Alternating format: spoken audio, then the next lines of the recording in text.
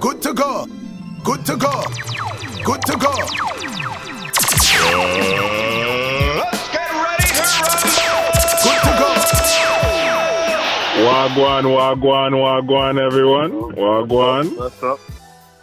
What's up? Happy birthday. Rochelle, what's good, homie? I'm good. How are you? I'm here, making it do what it do. Sorry. Mr. Baba, Yo. what's going on? Yes, sir. Birthday a week. Happy birthday, strong, brother. Happy birthday, strong. Today we got a special guest. We got a celebrity in the house. Celebrity. Miss Toni Belafonte. Miss Toni Bella, I gotta put the French on it. The Belafonte. Yes, How you doing, sis? I'm well. I'm blessed and I'm grateful and just out here trying to live in my purpose, do God's will. Okay, all right. Today we got a hot topic. Miss Ababa, tell the people what we're talking about today. Yo, today we're gonna talk about black love and the role of the man in the relationship and the role of the woman and things of that nature. We got two men and two women to talk about it, so this should be interesting. So since we have a guest on to talk about this, Miss Belafonte, do you wanna tell us your opinion about black love and the role of the male and the female in our relationship? Well, I believe black love is a powerful love. Not that quote unquote Chinese love isn't or Indian love isn't. But I do believe that because of the way our love has forcefully been divided, that it's important when we say black love. It just adds a little bit more depth to that. I think that the role of person-to-person relationships, men and women, is simple. I think it really goes back to the foundation of treating others the way you want to be treated. Finding support in someone the way you would want them to support you, loving them the way you would love yourself. But those things can't be done if you are absent of self, if you are absent of mind, if you are unaware of your own power and what you are equipped with, what your capacities are.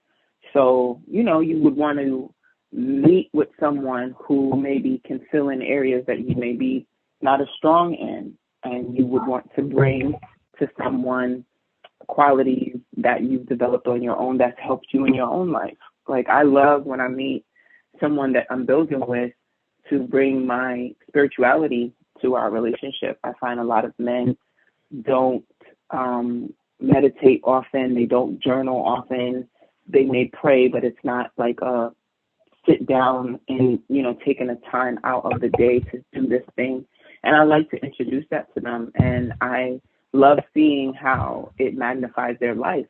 And regardless of whether or not we work out, they have something that they can take forward in their endeavors. So I think when you are with someone, it's important that they add value. And it's very critical that we listen to ourselves and our intuition and make sure that we are being honest and truthful and not moving in fear, right? When people meet, they tend to begin to move in fear of whether or not the other person is going to like them or the other person is going to actually get to know them and not, finding value in them, or they're going to leave, or, and we just have to kind of find a way to trust that we are enough. Trust that the person, if they're supposed to see you in a certain light, will, and just bringing light and light as in the light, illumination, and light as in a lightness of a heavy to your friendship or relationship. You know, have fun. It's all about like having fun. So finding somebody else that's gonna be able to have some fun with you. Rochelle? I agree with her. I think a relationship is something that should build both parties. It should be something that at the end of the day, both of you are able to meet somewhere in the middle, right? Sometimes it's going to be leaning one way or another, but in most decisions, it should be somewhere in the middle because both of you are striving for similar goals. It doesn't have to be the same goal, but we're heading in the same direction. So it should not be a lot of compromise on anyone's part because we both want the same thing, right?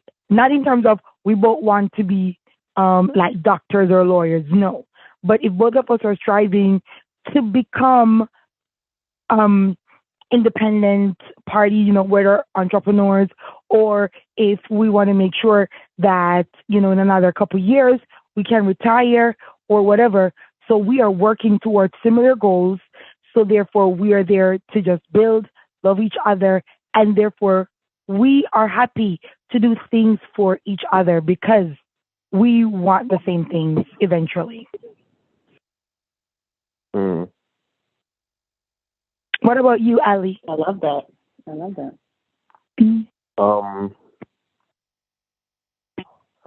I think what Toni said is true. Black love does hold a heavier weight than, you know, because we were forcefully split up from each other. So things like slavery and white supremacy and stuff like that. And we have a whole bunch of unlearning to do. I think the man's role is to be a provider. And that doesn't always necessarily mean money, you know? That could sometimes mean opening a jar. Bruh. I think each other's role is to be the other person's peace, you know? And sometimes the expectations that we have on each other can kill a relationship as opposed to just accepting the person as who they are. Yeah, that is key. The expectation. That's huge. That's a huge one. Dre, what do you think a man's role is in a relationship? In a, you know? So a man's role in a relationship is multifaceted. His job is to hold everything together. And sometimes holding it together is greasing a wheel. It's, you know, going out and killing to bring home the dinner. It's, you know, whatever it takes to give the family what it needs. I think that's the role of a man in a relationship. As it relates to a black man in a black relationship, I don't know that the role a black man's role in a relationship is any different than any other man's role in a relationship. I do understand that the black relationship has gotten tested through time. But my grandfather was a black man who married to a black woman, and they were together until each one of them died. My parents are both black. They're together still. And I'm a black man, and I'm married, and my wife and I are together. I'm saying this to say that I don't think that a black man's role in a relationship is different than a man's role in a relationship. And I think I would love to know the difference. If you guys know a difference, I'd love to know if there is a difference. Because you know, I think that if we look at just the role of a man in a relationship, if all men were doing the same things in relationships, I don't know that we would have the relationship crisis that we are seeing around the world. So if you ladies think that there is a difference, between a man's role and a black man's role, enlighten me, please. I think that the foundational responsibilities of a black man in a relationship are the same across the board for all men. I think that there are added levels of responsibility that a black man has to entail within a relationship with a black woman and vice versa, which contributes to the inherent struggle that we now have within black love.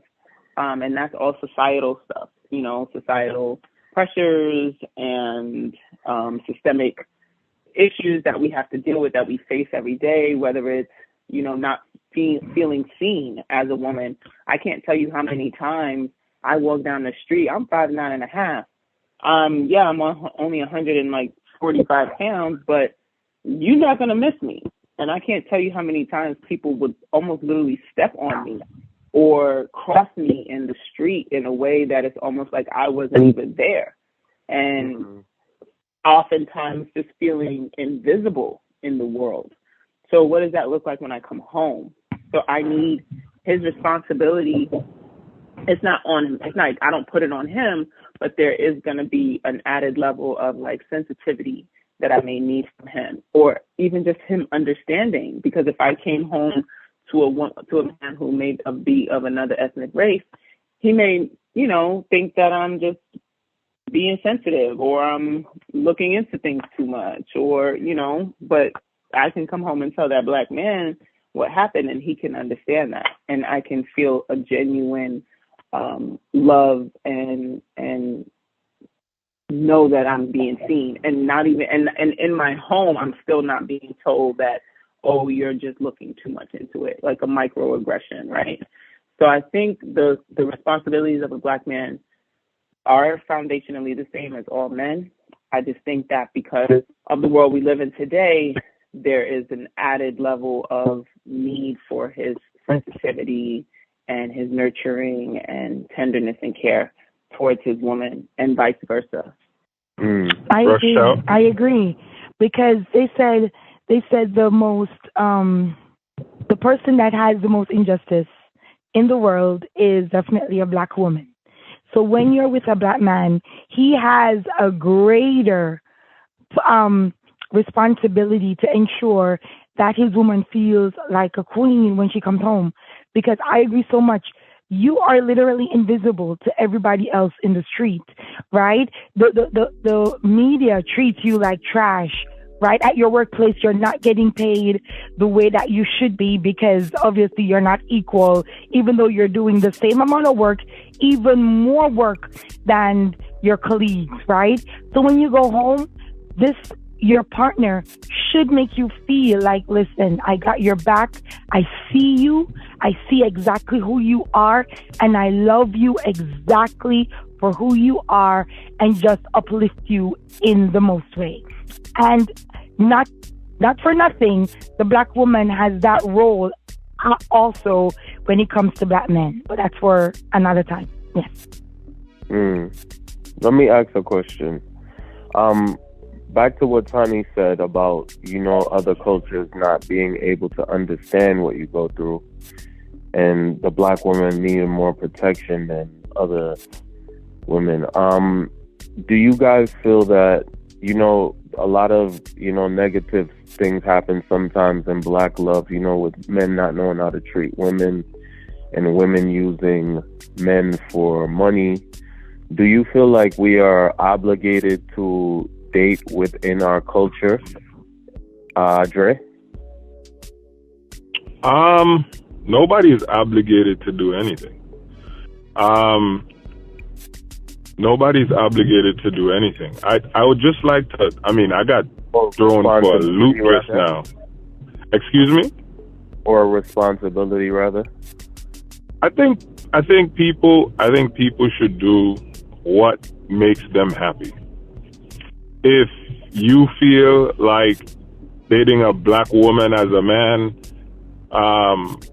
is what makes you happy, then do that. If you feel like dating outside of a black, like so a Spanish woman or a white woman or whatever it is, whatever makes you happy, because here's the deal, right? Here's the deal. If you're a guy and you're attracted to Hispanic women, right? But because of society, your surroundings, you feel obligated to date a black woman. There's a high likelihood that you'll meet a Spanish woman who might be attracted to you, and there's some level of infidelity might take place, right? So if you were doing what makes you happy from jump, so if it's a Hispanic woman, if it's a white woman, if whatever it is, it don't matter. If you're doing whatever makes you happy, and I guess eventually you guys will see my mantra stays consistent. Do you, right? Because once you're happy, right? Once you're happy, then you will be the best you. So if you're dating a woman that you want to be with, then she will get the best you, because you are where you want to be. You are doing what you want to do. And that's when people are most happiest, when they're doing what they want to do, when they are where they want to be.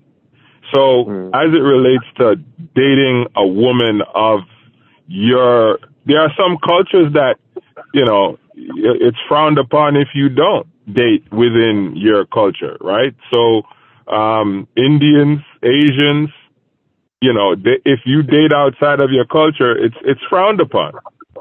And so, like, my wife had a coworker, her name was Patel. She had to marry a Patel. Can you imagine? Your name is Smith, and you got to search the world to find a Smith that you like.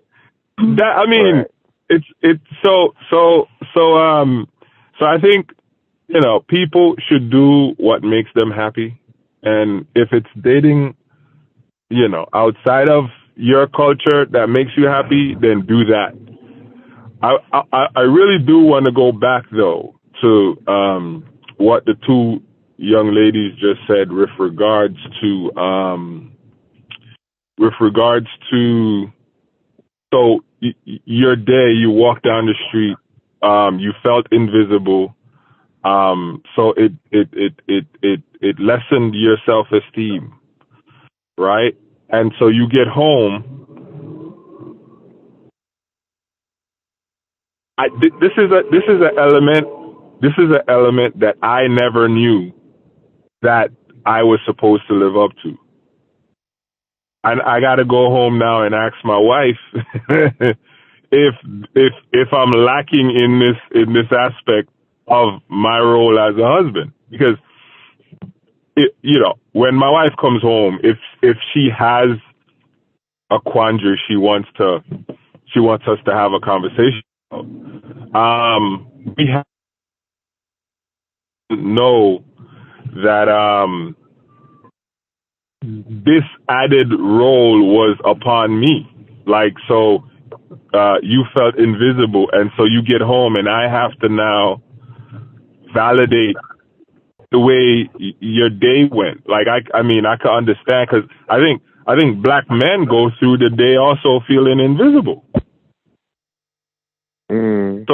So I don't think it's validating. I think it's more like just saying, hearing a woman out and just being like, yo, I feel you. I'm here with you. I got your back. Mm-hmm. But wouldn't you can't put the healing onto somebody else, but when you know that person gets it, that's powerful. Sometimes you wouldn't even have to speak it for him to know something isn't right. Gotcha. That's being tuned. I got you. And then not minimizing it when she does express it. Because I have some friends, and then I have a friend she's lighter skinned, and she's a black woman, but she's lighter skinned, and I was telling her something, I can't remember, and then it was clear, well, for me, and probably other browner people, that, you know, the reason why this thing happened is because of my blackness. And she went around with 5 different questions about, well, you sure it wasn't because of this? And, well, are you sure it wasn't because? And it was just like she was trying to find every other reason that it could be besides the obvious one that it actually was, you know? And so I think when people don't have those same experiences, it's harder for them to really believe that what you're saying is true. Like, I don't know if anyone here on the call has seen Colin Kaepernick in Black and White. Yes, is that his show on Netflix? Yes. Yes, beautiful. So in the show, it was amazing, and he showed how many times he was faced with microaggressive racism, in the smallest things that he in his day-to-day life, like getting a cupcake or you know, checking into a hotel. And when you watch it, because it's a film and it all has to be, you know, done in it, he's literally going through these things almost every day of his life. If you turn around, when he went home and told his parents, who he's adopted and his family was white, they didn't get it. They thought he was lying. They thought he was like, yeah, well, I agree. You do look like a thug. Like, it was just like, it just fell on deaf ears, and he felt so isolated and so alone.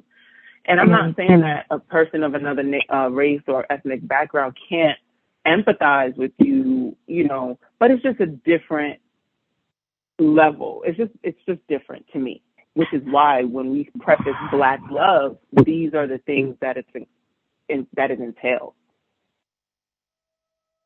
And you raise a good point, because I think, you know, his parents trivialized everything, even when the cops stopped him and they drew the gun, right? And his parents are like, oh my gosh, you got stopped by the cops. And he, in his heart, he was like, I could have been killed. Like, you know, 2 different things.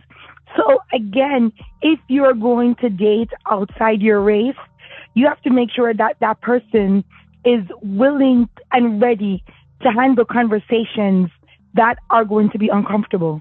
Because many times you will never understand what we go through.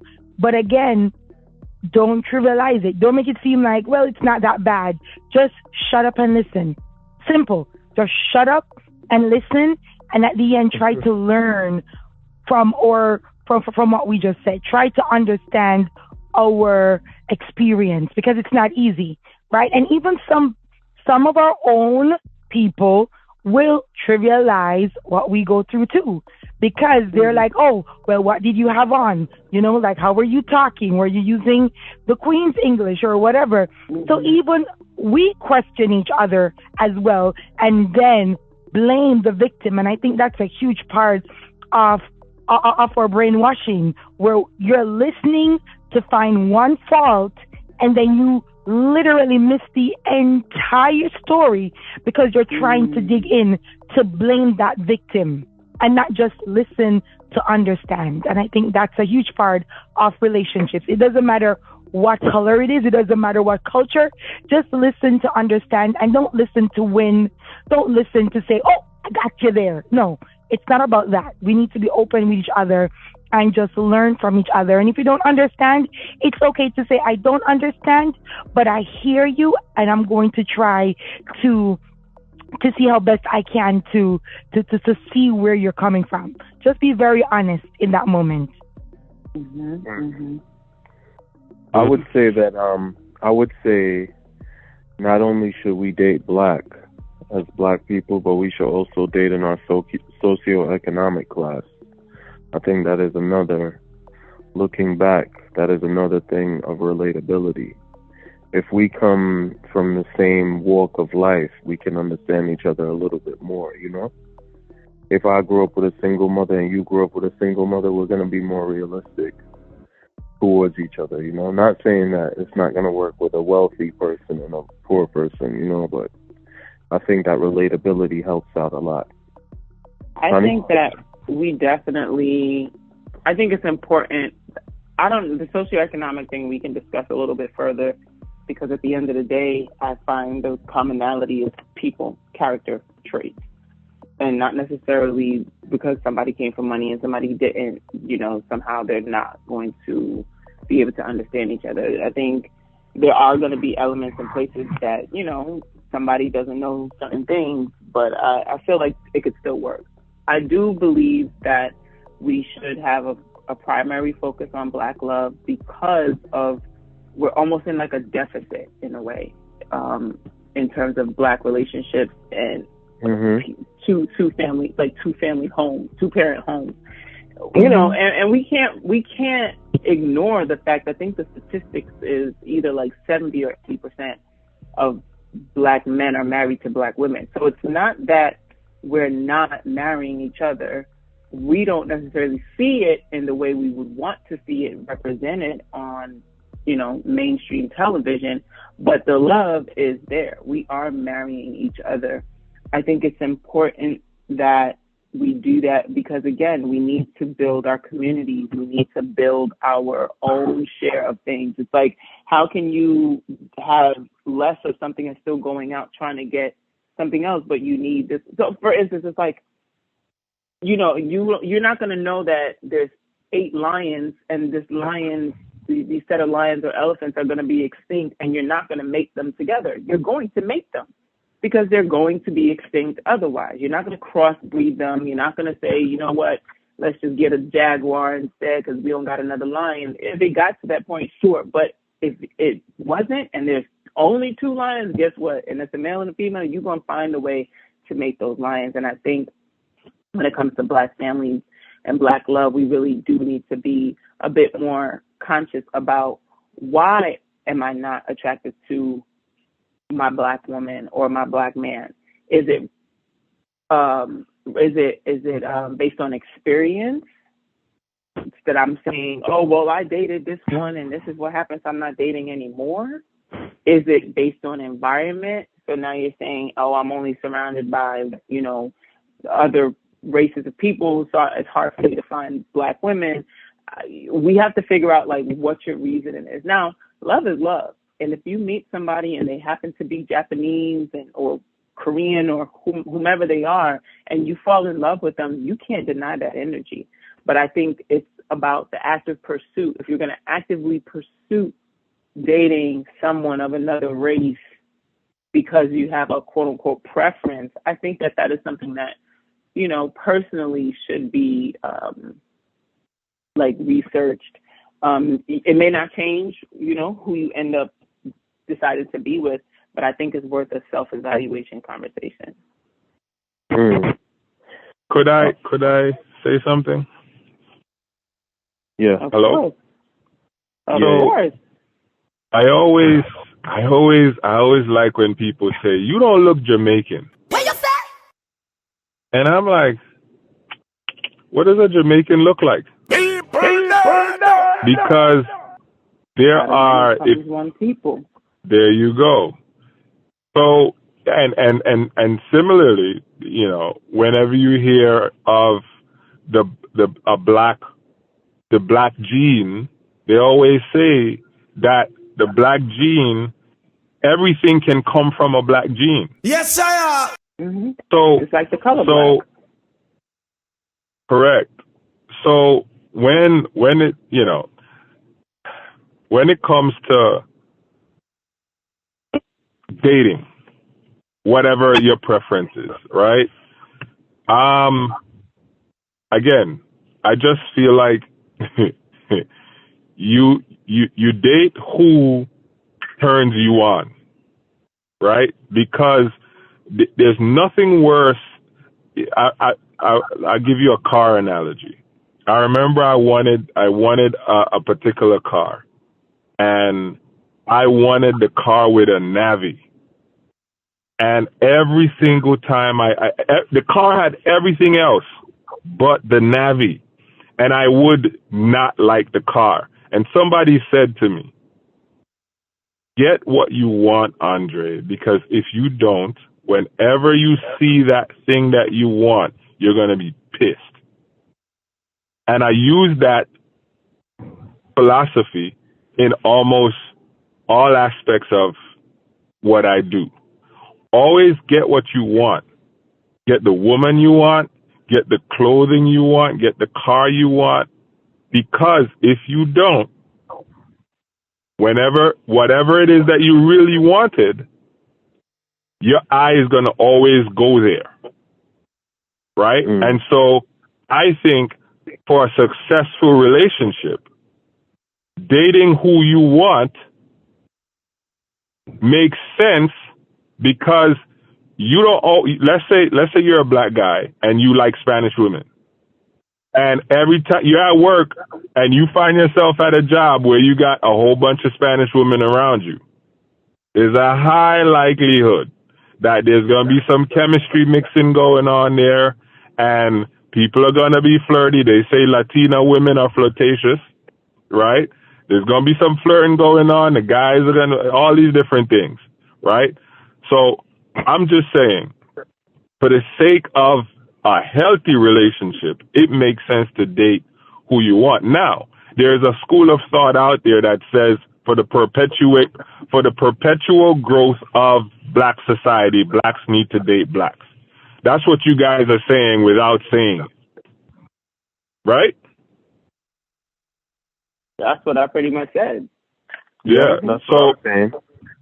So, but what I also hear is you guys are saying if you're black and you don't want to date black, you should think about something needs to be thought about. That's what I'm also hearing. And why is that? Because there's always been structural forces to interrupt your subconscious into thinking that you're not enough. And if you go out and get this other person, now you will be enough. Now you can compete. Now you are equal. So it's different. That's why I'm saying why we say, when we say black love, it comes with so much more than we would want it to, you know. And I'm not saying, I don't know, I haven't been to the motherland. I don't know how it works over there. Maybe they don't have these things, the extras, the extracurricular stuff that you know, aside from just the foundation. They don't have it. Okay, so you know what I mean. So it becomes, now it's more of a Americanized, or even sometimes in Europe and certain areas there, that now it's like it's more structural, and we have to understand our psychology behind why do we want something else, because that also just is going to lead to personal growth. I'm not saying that you can't just out of the womb, you know, want a Spanish woman, but, you know, people tend to gravitate to what looks like themselves. If you find yourself gravitating to something else, I think it's worth asking, okay, what is it about her? Okay, I like her long hair. I like her fair skin.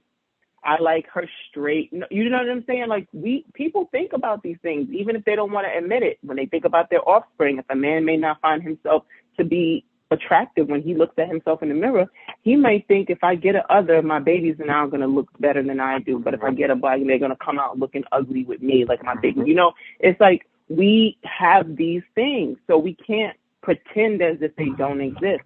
I don't necessarily think they exist for other cultures as much, but they do in different ways, like Asian people, Chinese, you know, Japanese, Koreans. It's all about the milky white, fair skin. They walk around with umbrellas. And the number one thing, we came from a black woman. Right. So you love yourself, you love your mother, you love your family. I'm not saying you can't love another person. I'm just saying, just be sure that you're not seeking other people to validate an insecurity or a shortcoming within yourself.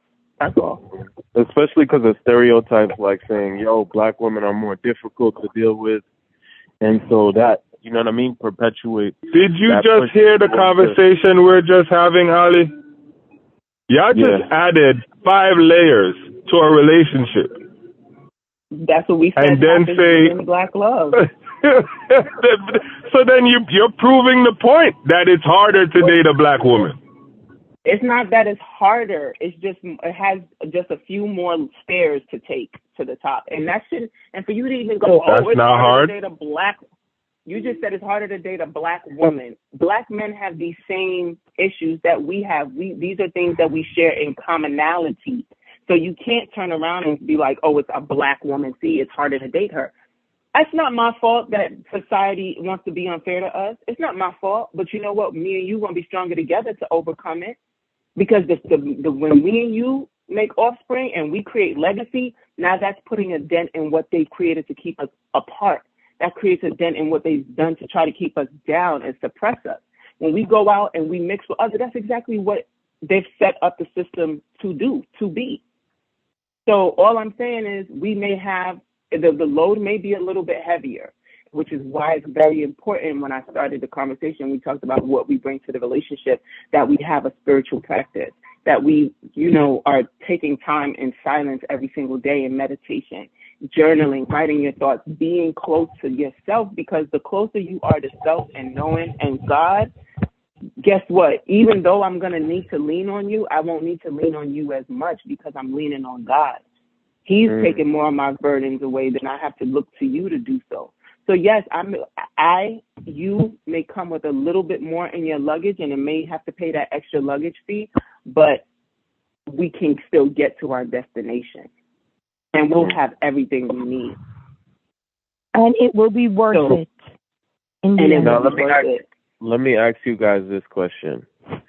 You're in a relationship and you have a family, before you do that, Ali, I'm sorry. Before you do that. So then, Toni, if you're saying, because I'm listening to all of the undertones, right? And I'm going to call out the undertones. So y'all are saying, if you want to date outside of your race, you got some self-hate going on.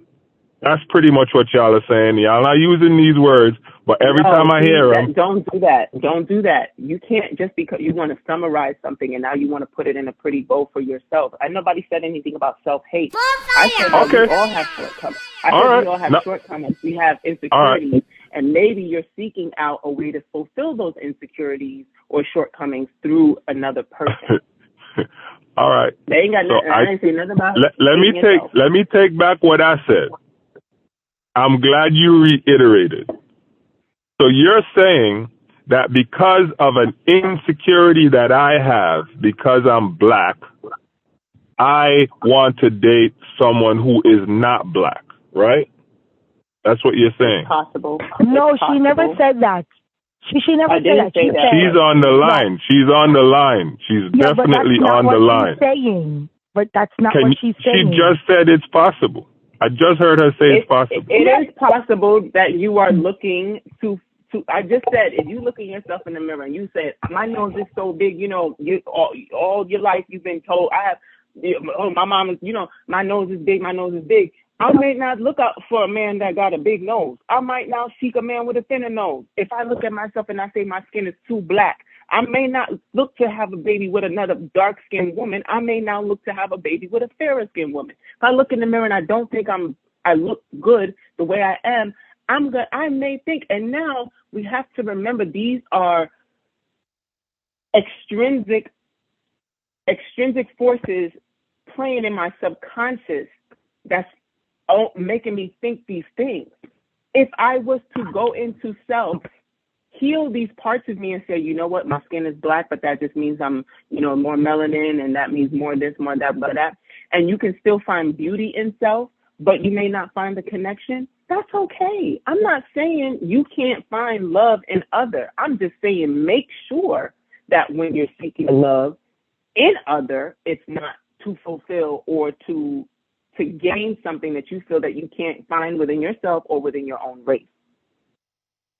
So, question: how do you guys then summarize when a white person wants to date a black woman? Because there are white men out there that really want to date only black women.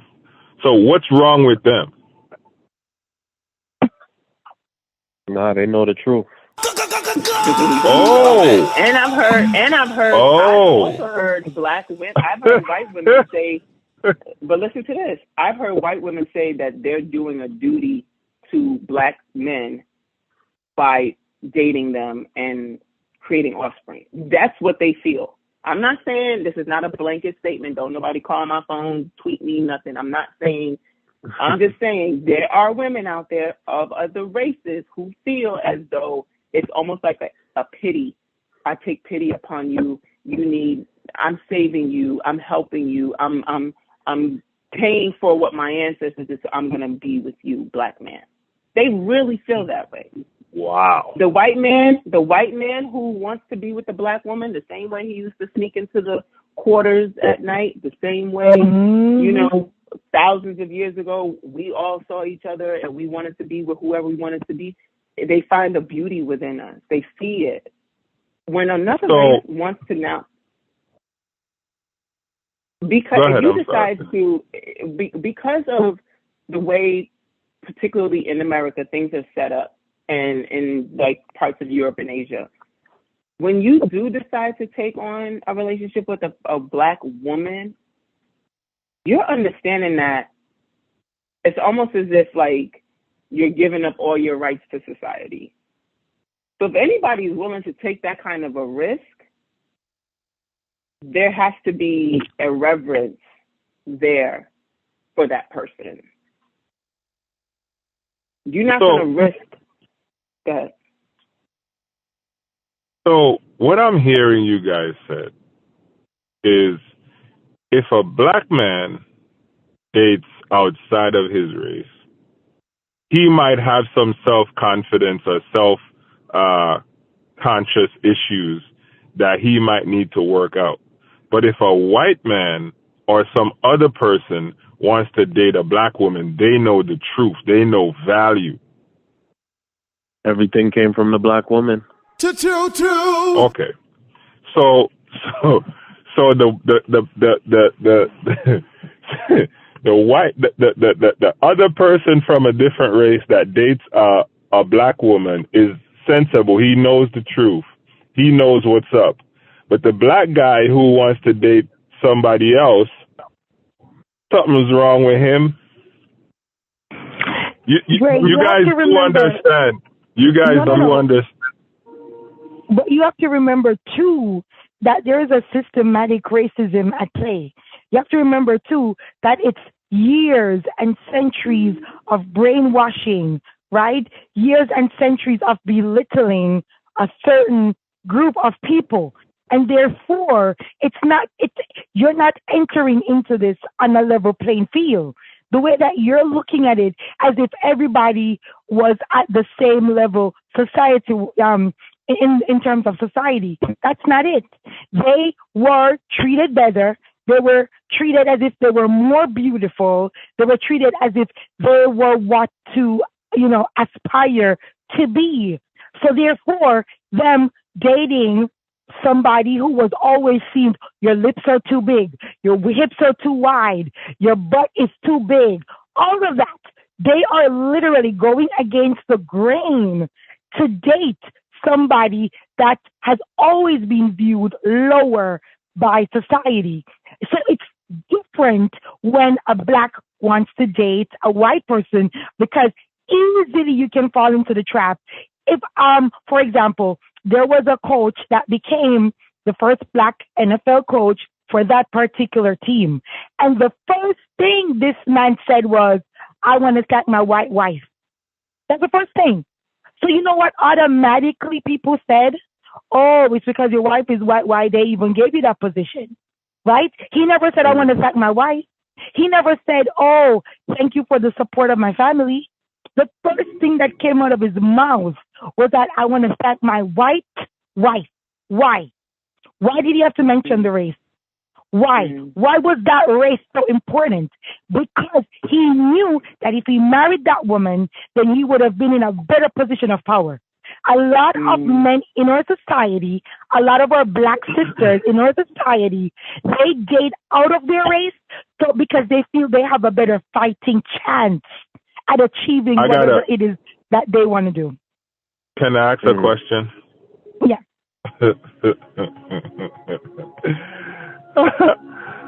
So y'all are telling me that when this guy's at work and he's being judged based on his merit, the boss is saying, you know what? Cut him some slack. He's married to a white woman, or a black woman is at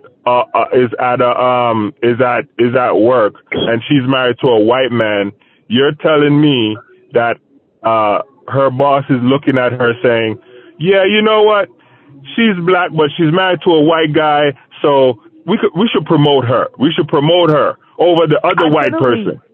Absolutely. The fact that you are you crazy right now? No. The fact that you don't even find that there's a percentage probability chance that to be true is mind-boggling to me, because we literally see it. We literally see it in the workforce. In a man, how is it? First of all, men who marry generally tend to be able to get promoted because they're seen as somebody that is trustworthy and so forth, right? So that's where they tend to marry. Now, if you are a black man in a predominantly white environment, white workforce, and yes, you marry a white woman, you then, get certain opportunities, because certain doors open. Not only, maybe not directly your boss, but guess what? She knows somebody that I may not be able to know and connect him with. So he's getting an opportunity that he wouldn't have been able to get on his own, because he wouldn't have been able to open that door on his own. So that's called connections. That's called connection. No! Yo, that connection is Tony boy, because the fact that he don't even have a 2%, like saying that, yo, this could be a chance of 2%. The fact that he believes that this is absolutely not even possible. Listen, I've been in corporate America.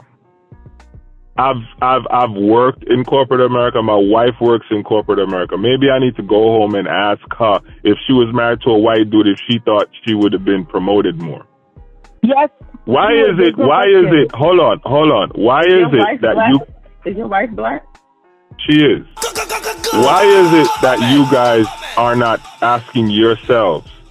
The reason he had to come out and specifically say my white wife is because of the amount of flack he been getting for marrying a white woman. How come y'all not thinking that way?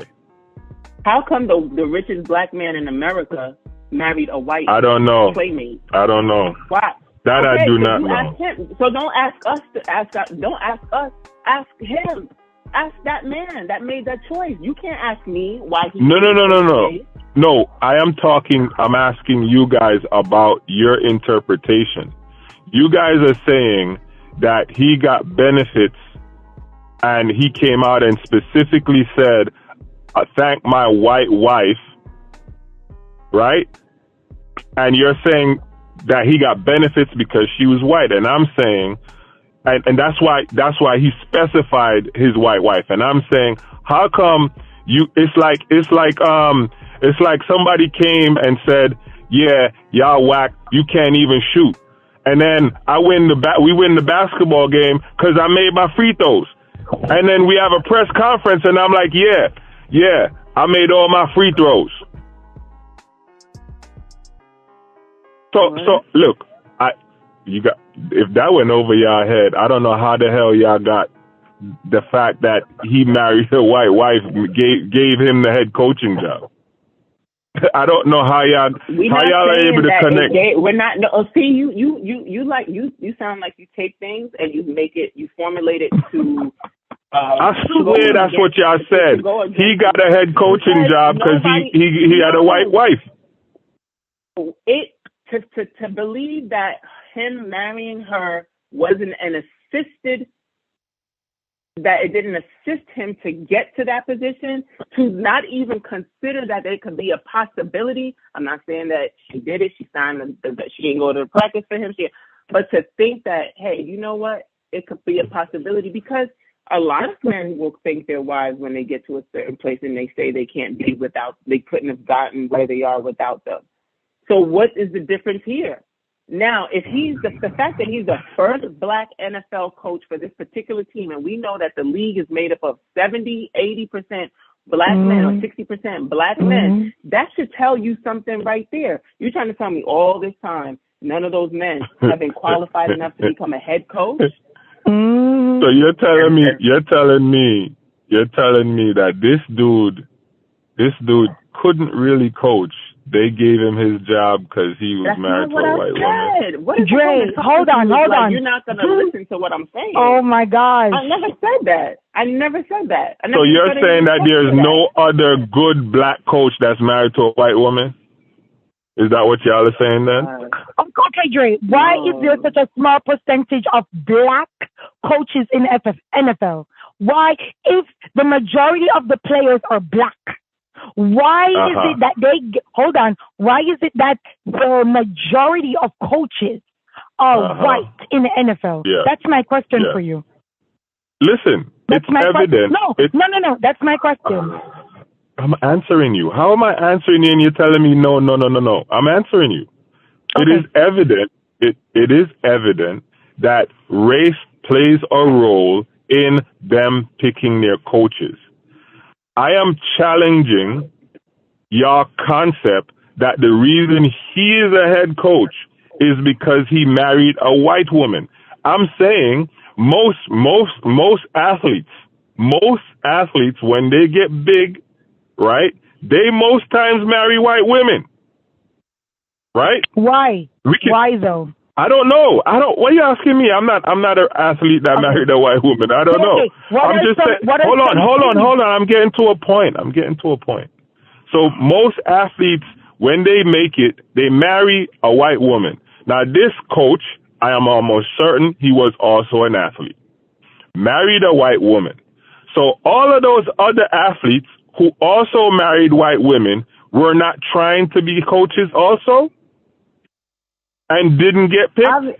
Obviously, they probably were, but it didn't matter because he still was the first one they decided to give it to. So it doesn't matter if there was other black men married to white women that came before him. He's the one who got picked. What's your point? I don't understand.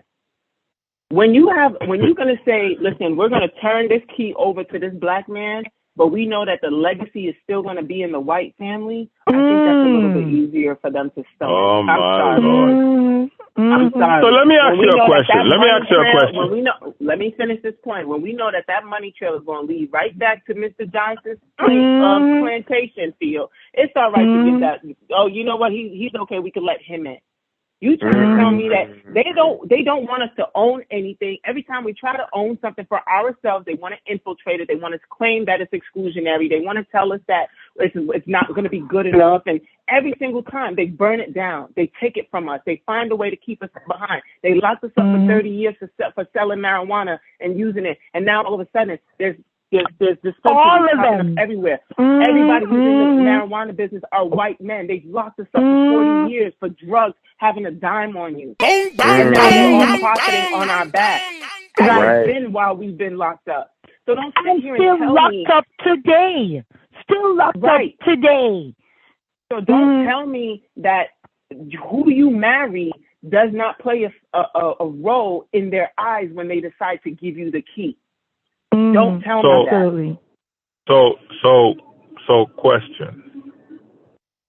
Is it possible that I, a black man, married another black woman, and this black woman is from an affluent family, right?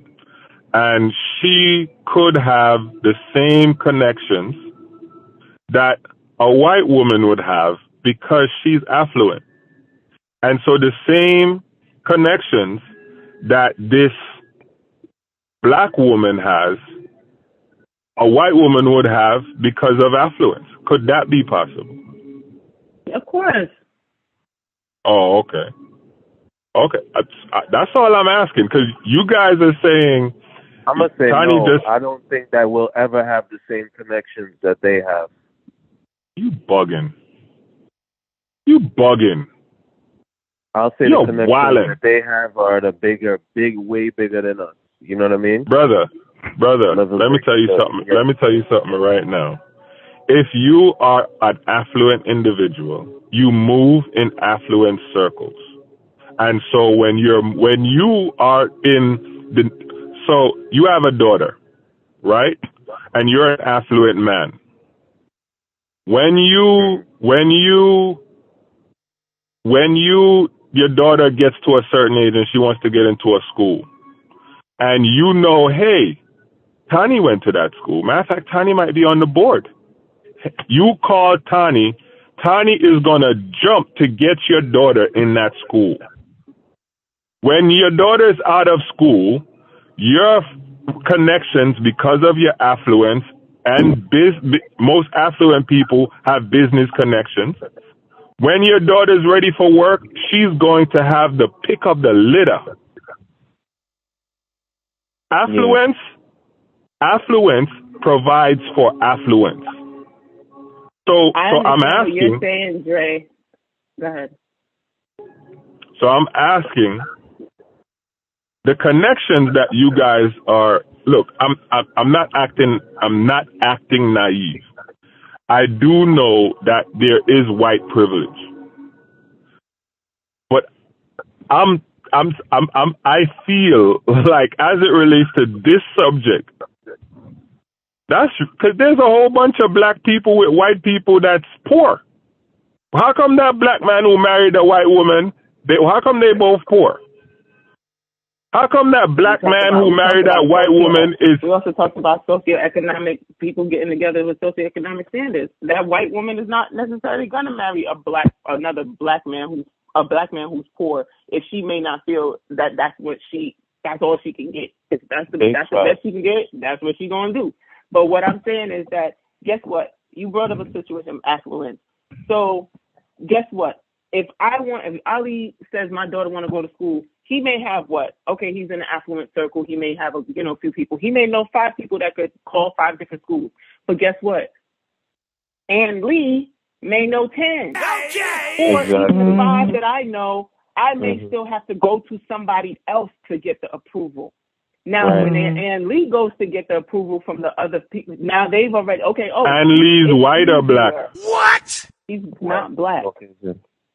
In addition to that, tell that to the same qualified applicants that go to get business loans and that are denied even though they're qualified at a 60% higher rate than white people who aren't qualified. Right. Don't act as if when we say these things and people get into marriages because it's a business and they understand what this person can do for them and how this person can influence their life, that these things aren't taken into consideration.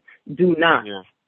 I think to assume that, we have the same connects as them. You just disprove your point, Toni, but go ahead, Ali. Hold on. I think to assume we have the same connects as them is to assume that every Caucasian is not racist. And we know that that's not true. They have certain circles. You just confused me. You're saying every Caucasian is not racist. That's what you just said, right? That we have as much connect and push as them is to say that every Caucasian is not racist. Like, the players on the field. Is every Caucasian racist? Is that what you're saying? What? No, I'm saying to say that we have the same connects as them is like saying, every Caucasian is not racist. So we can reach out to as many people as they can. Our skin can do the exact same thing that their skin can do. You know what I mean? And that's not... No, you keep confusing me with your muscle confusion. What? You're saying there are certain Caucasian people that Caucasian people can talk to that they wouldn't necessarily talk to a person of African descent because they're racist. You understand what I'm saying? Yes, I get that part. Right. That's what I'm saying. Besides the point. Okay. We are most of the players on the team, but guess what? When it comes to that coaches circle, we're not really up there. When it comes to the owner circle, we're not up there. You understand what I'm saying? Brother. Yeah.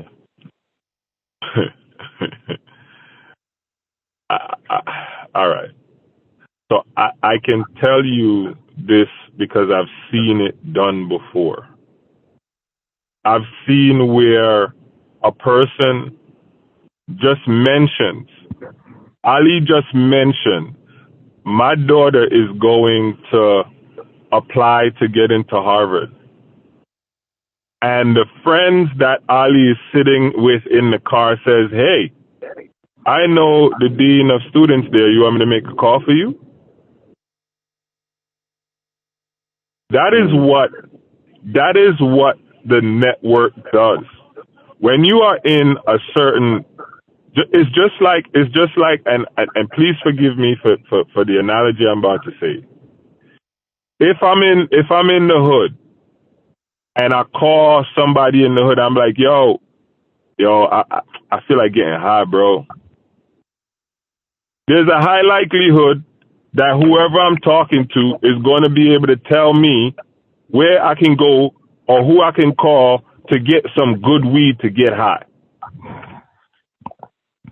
So it's the same way if you're in a position of affluence, right? If you're in a position, and I don't want to sound like every person in the hood is a drug user or abuser or whatever. I never smoked or drink in my life.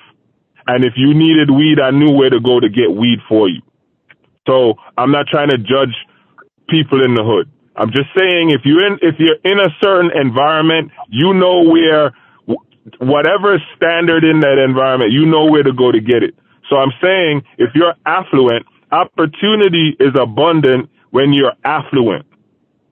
And so you know where to go, who to talk to when you are affluent. So I'm saying if I'm a black dude who married an affluent black woman, it's highly likely that the same privilege that I would get if I married a white woman who is affluent, I would have probably gotten if I married a black. Look, Obama married a black woman.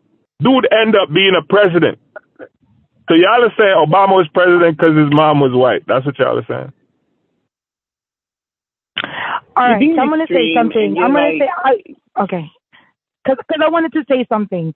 Like, you have to remember, the gatekeepers are never black. The gatekeepers are white.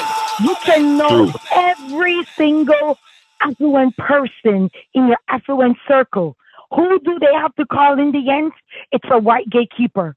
So you can have every black connection, they still have to end up calling a white person because for years, for centuries, you can do studies. There's studies on this. There's certain positions in society that has always gone to the same family, that has always gone to that same lineage, that has always gone to white people. If you marry a white person with affluence, it's a different affluence than a black person. Absolutely different one. Because when the y'all know? Are y'all rich? Y'all are rich? How y'all know? But just like how you have seen it, right. I have seen it. I have seen it as well. And I've seen white people with maybe like they're literally the basic of basics. But because of who they know, they're in top jobs. Yep. Because of who they know, their kids get the best summer jobs. Yep. Right? The kids get the best. I see it with black people too. Hold on, Dre. Hold on. Denied. If you want to compare numbers, the black people don't have half those numbers as white people. Yep. When white people can work for free at the best firms, and then at the end of their college, they now go into mid to high level leadership positions. Black people can't afford to work for free for 3-4 summers when they have student loans, when they know that they still need to pay for room and board at the end. So therefore, a lot of these jobs, to even get into these positions of affluence that you literally have to aspire to, you have to work triple time. You have to do above and beyond. But if you have somebody who knows a gatekeeper, a white partner, woman or man, I don't care, they already know a gatekeeper. It's not just being affluent, it's knowing the gatekeepers of where you want to go. And if who owns all these gates? It's all white people. All. Every single gate in this society is owned by white people. None by black people. Even if you're a CEO, how many black CEOs do you have in total in this country? There's a ton of them. There's a ton of black CEOs in the world. In America. To their white counterparts. Obviously not. We're 14% of the population. We're 14% of the population. How are you going to have the same numbers? How many mid-level and upper level, because you can have a black CEO, but how many mid and upper level positions are for black people? How many? Because they will put a black CEO there. Because again, just like what my beautiful friend said, she said, you can put that one black person there, you're the token black person. It doesn't mean the rest of the whole industry is representative of the society. And that is what you're forgetting. That's what you're not mentioning. But if you have a white partner, you have an instant line to the gatekeepers, and they're always. So why y'all ain't trying to date white men then? Because we're not. That's exactly bringing back to my point that I stated earlier. We're not out here trying to get something from somebody. We're not out here trying to fulfill a shortcoming that we may not be able to achieve in this moment for ourselves. I'm here to build a legacy for my children and their children's children. That's what I'm looking to do, and I'm hoping to be able to do that through Black Love. If I end up meeting a man of another race and I love him and he loves me, we can do this thing. But my focus will continue to be on hoping to solidify that through Black union, so that we can create more CEOs that are Black and gatekeepers that are Black, and we don't have to have to look to anyone else for a handout in order to get a step up.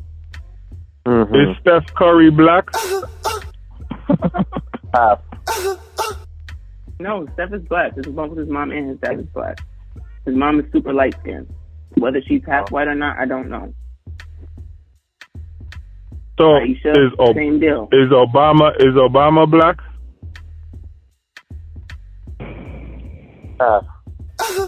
Toni? Yeah, he's half Black. Yes, he's Black. He's half Black. Yes. He's with no. Which one is it? He's Black or he considers himself a Black man. Why are you asking me? He considers himself a Black man. So if you have a child with a white person, and you end up becoming affluent, isn't that the same thing? You had a Black child, and you created some generational wealth for that child and his children. The same thing. Hopefully, if first of all they say you are what your father is. Second, hopefully my child. Who says that? Who says that? That's like the same law that says you one fifth blood, whatever makes you Black, is the same law that says that who you are what your daddy is. Secondly, if those laws have been abolished. You just asked me if Obama is Black or white. So no, those laws have nothing about it. And secondly, yo, I am confused out of my mind. If my kids grow up and not marry Black, I don't know if that legacy continues into the quote unquote Black family. When Black men marry white women, more times than not, those children marry white. No, it's not continuing in our culture to say that we're creating this legacy for us. So, question. So, if a white man says, you know what, I don't want to date Black women, I just want to date white women, is he racist?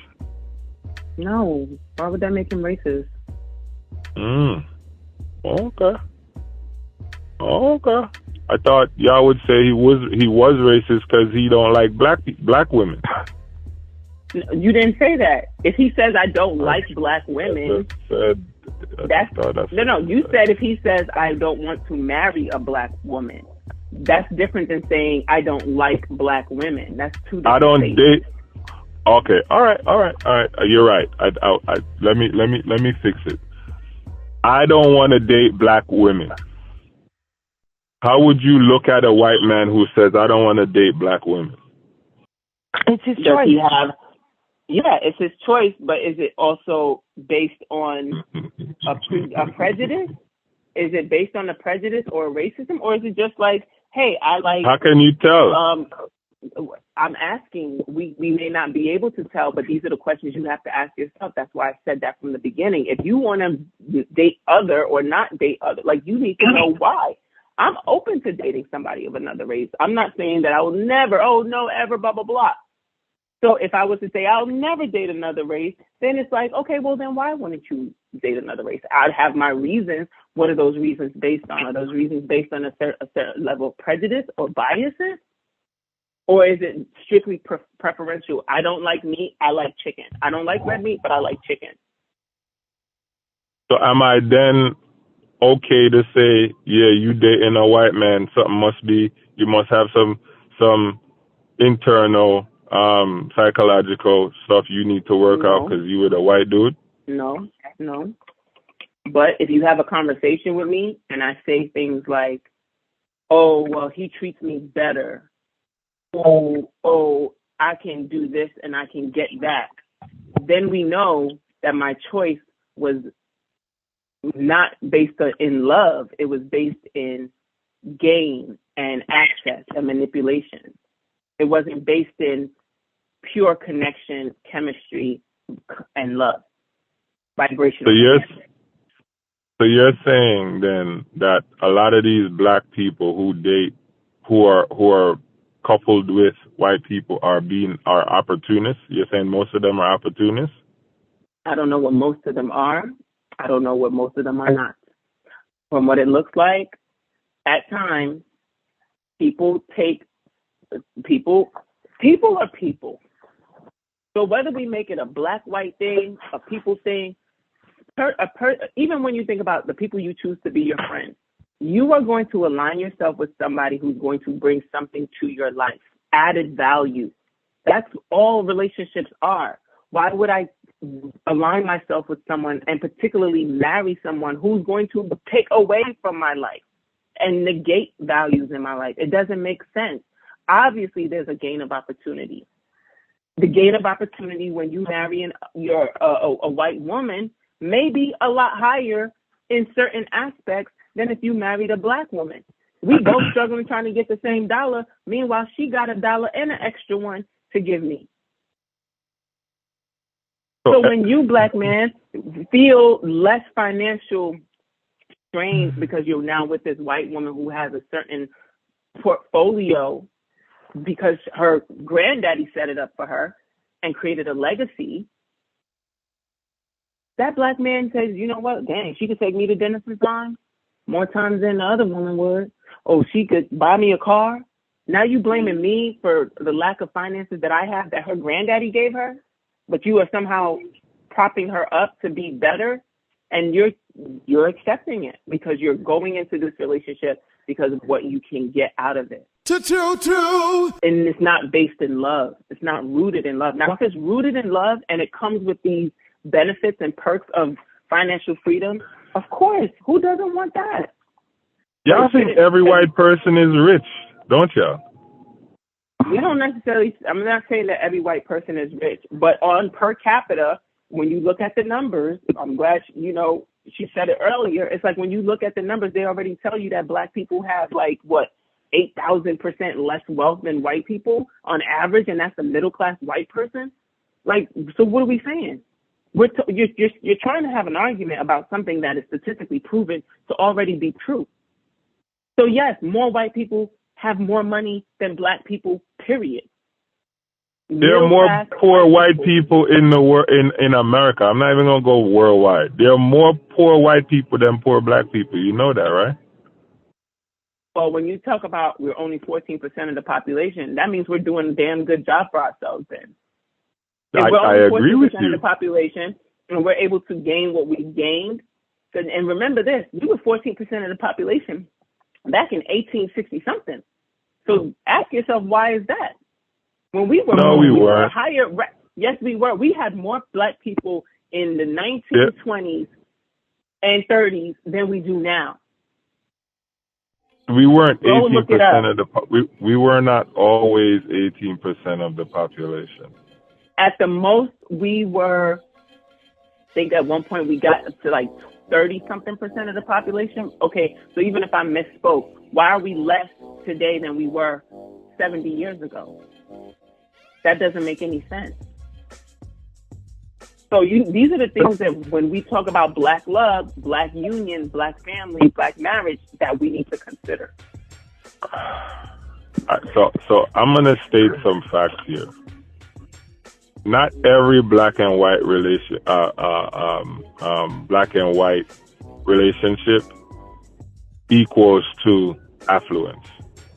We didn't say that.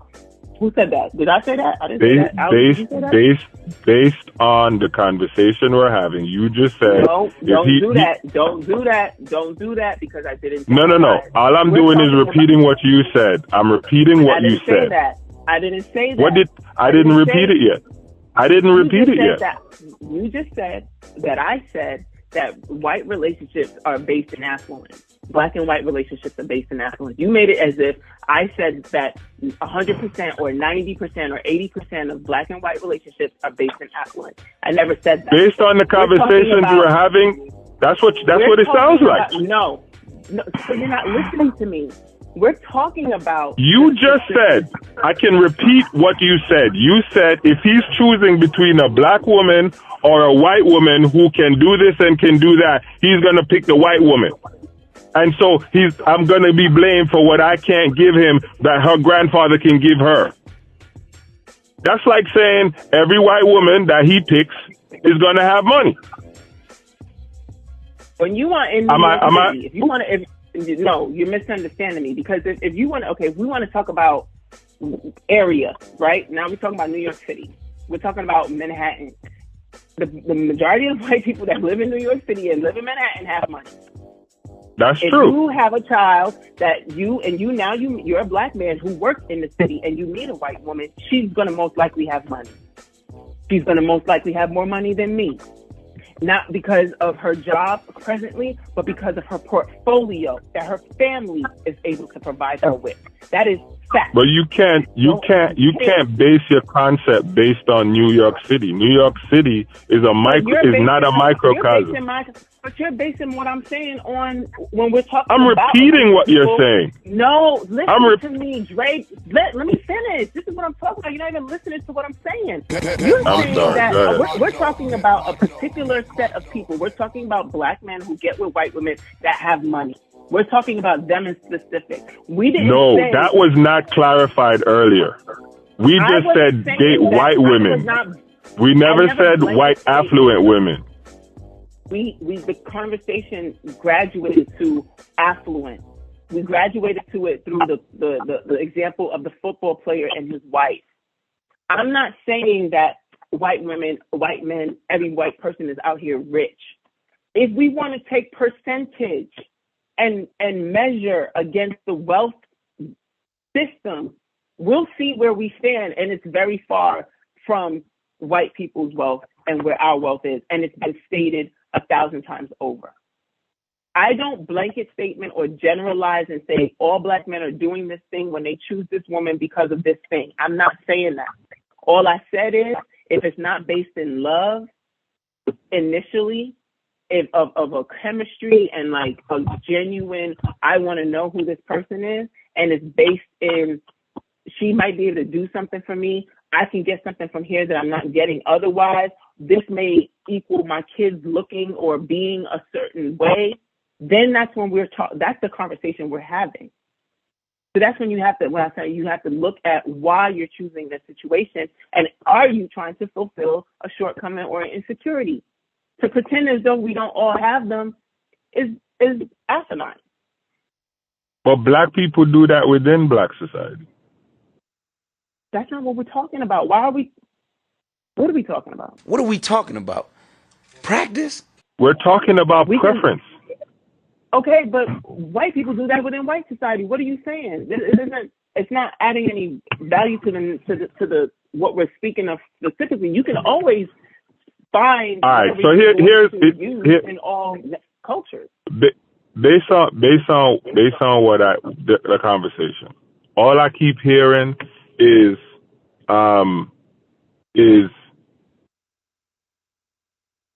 black men who date white women, and I'm not saying you said this, I'm just saying what I'm hearing.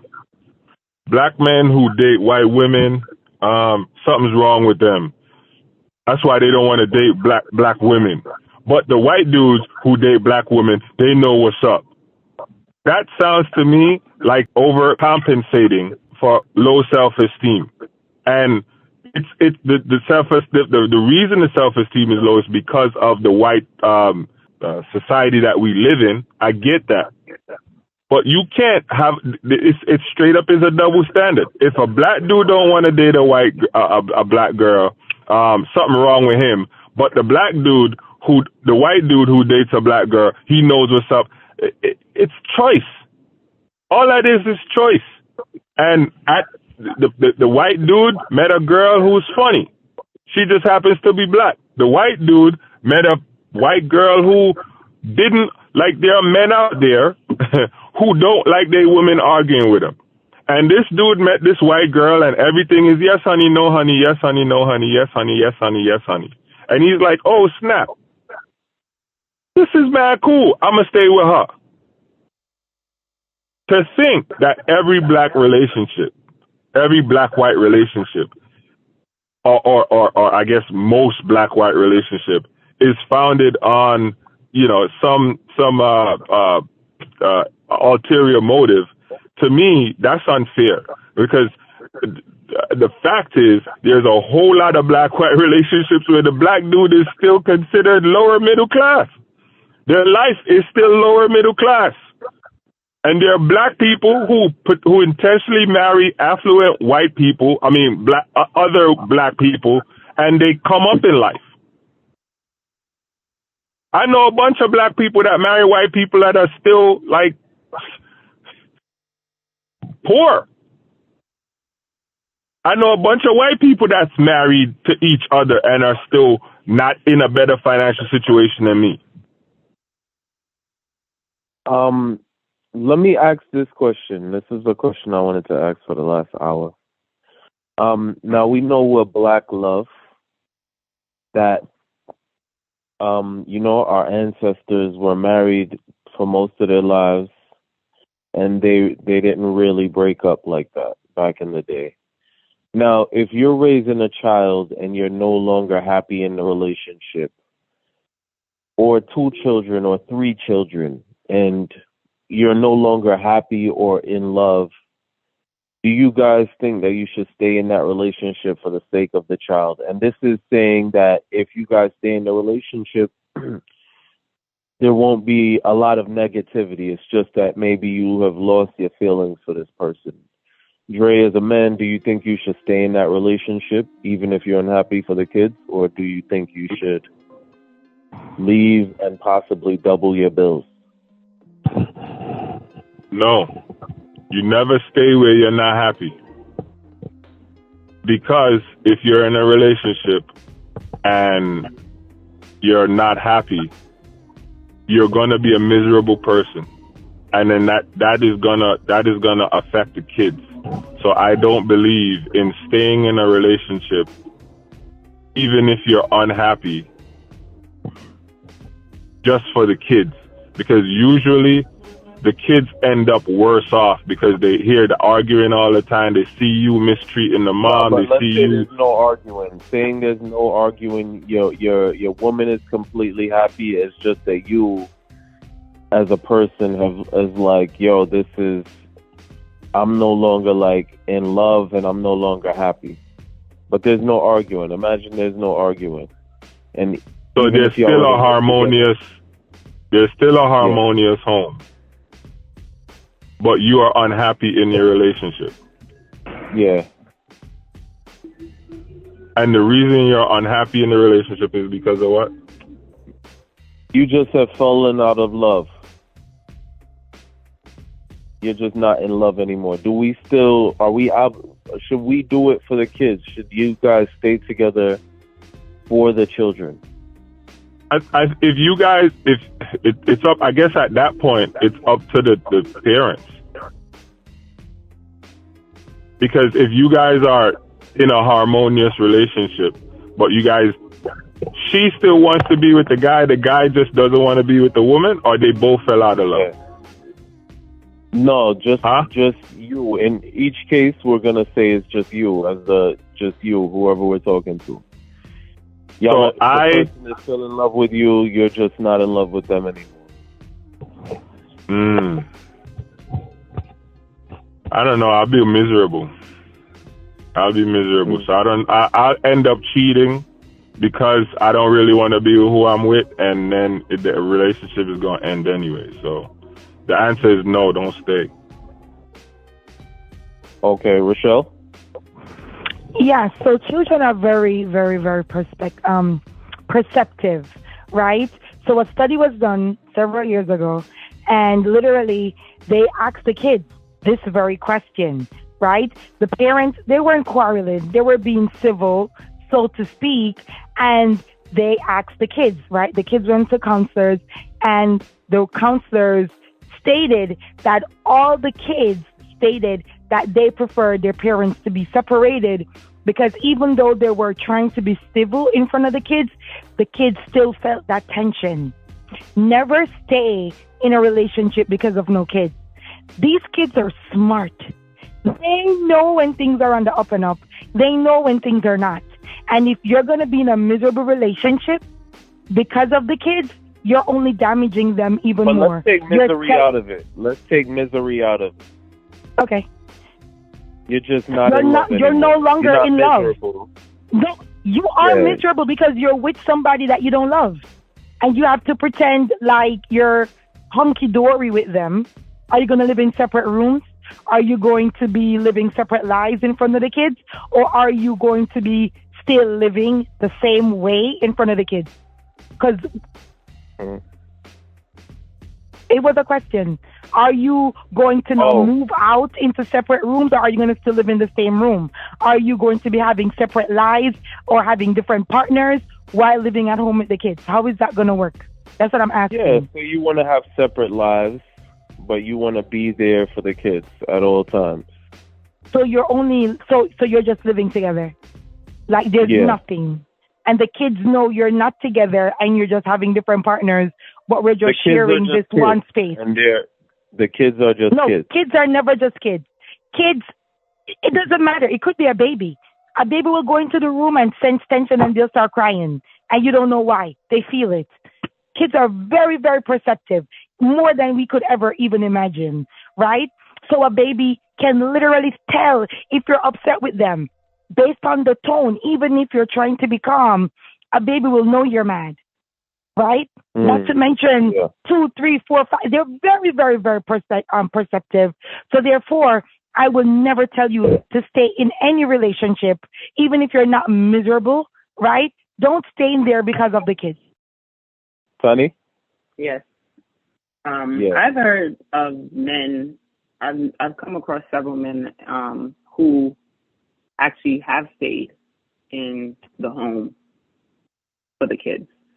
They were very adamant about not having their child in a single home, and their sons were, on those formative years that are really, really crucial for little boys. And they felt like this is what is important, and they were willing to make the sacrifice to stay in the relationship for the child.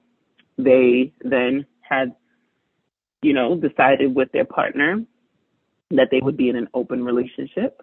So they had the freedom to date and be with other women, literally in relationships with other women. That man always made sure he came home, though.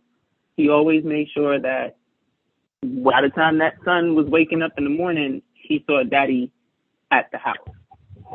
So whether or not he noticed anything, but I know from what I can recognize that little boy is very happy with the relationship he has with his father. Men are crucial beings in all children's lives, not just little girls. Both boys and girls gain so much from having a man present in their lives when they're growing up. And I think that it has to end up being an adult decision of sacrifice. You made a choice to make a child with this person. These are the things that has to be done, whether you like it or not, in order to assure maybe some more ease or simplicity to your offspring. Now, my mother always told me, if you don't see yourself having a child with this person, don't lay with that person. And now that takes away having sex just for pleasure, right? Because now you know that this can turn into something more. So Yes. I think if I was in a relationship and my partner and I were still able to not have angst or animosity toward each other, we still were able to have conversations and laugh, and maybe we did give each other the permission to date other people if we wanted to, but make sure like we continue to hold space for the house. I don't know if I would be in total opposition of that, to ensure that my children can have a two-parent home, have everything they need. I could have the support that I need in raising these children, and that we can find our happiness, aside from the relationship, because we made that decision to be in an open relationship. You said there's no tension. You said everything is good. So the children will not see the affection. They will not see it between the parents. But what's more important is that they are receiving the affection from the parents. And I think that in return can translate into them learning, and being affectionate towards the partner that they choose. So I think it's an individual decision to be made. I do see the pros and the cons for both.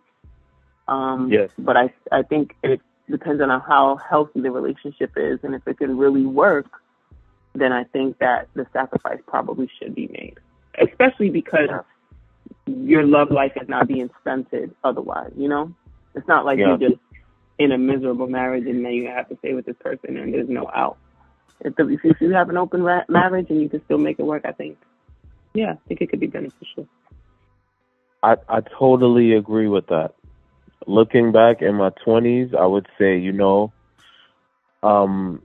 definitely your peace of mind is more important than, being with a woman who's not making you happy. But now in my 30s, I would say that the sacrifice that a man has to make after leaving his family is so great. It is so great that it's not worth it.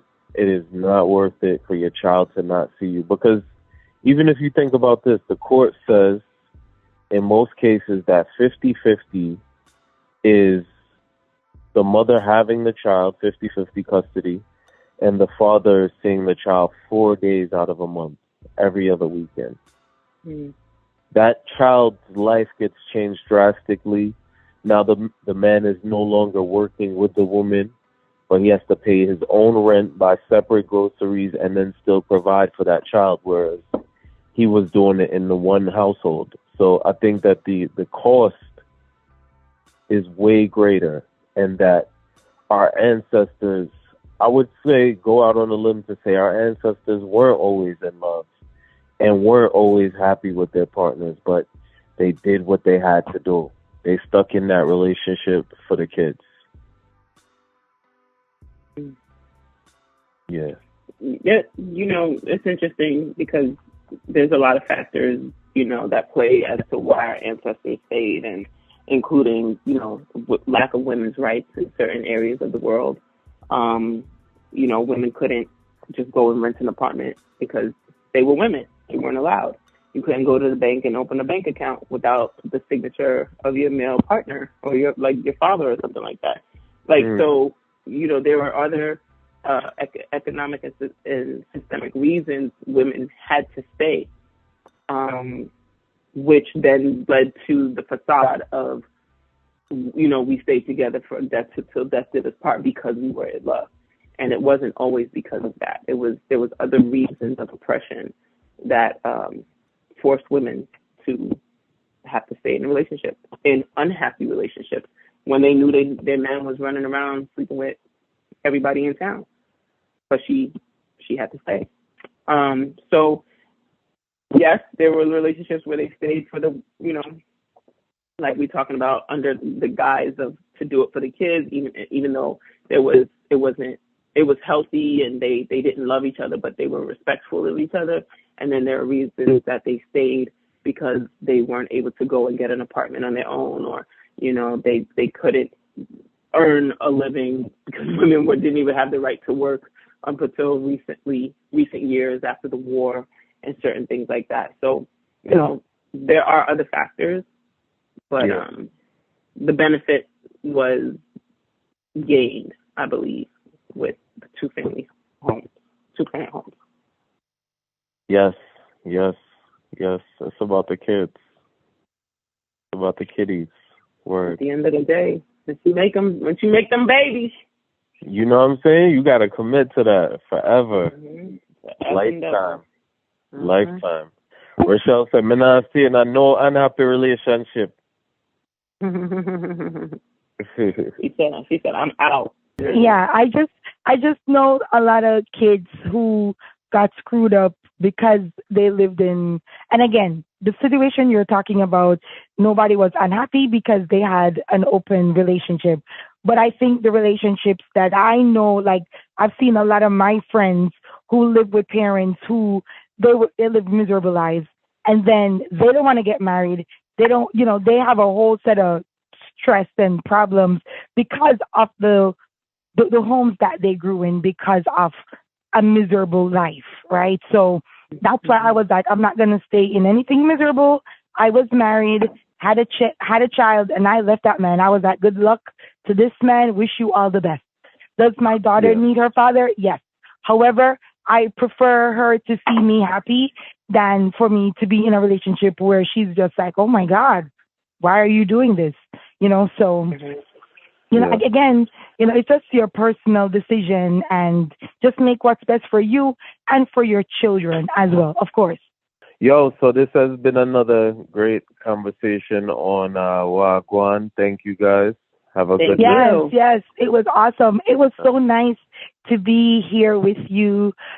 You're such a wonderful co-host. You need to come back anytime, all the time. Oh, we could team up against Drake. We could team up. Yes. Yes. All right. Peace and love. Bless up, everyone. Yes, that's up, everybody. Have a good night. Bye. Bless up. Yeah. Good night.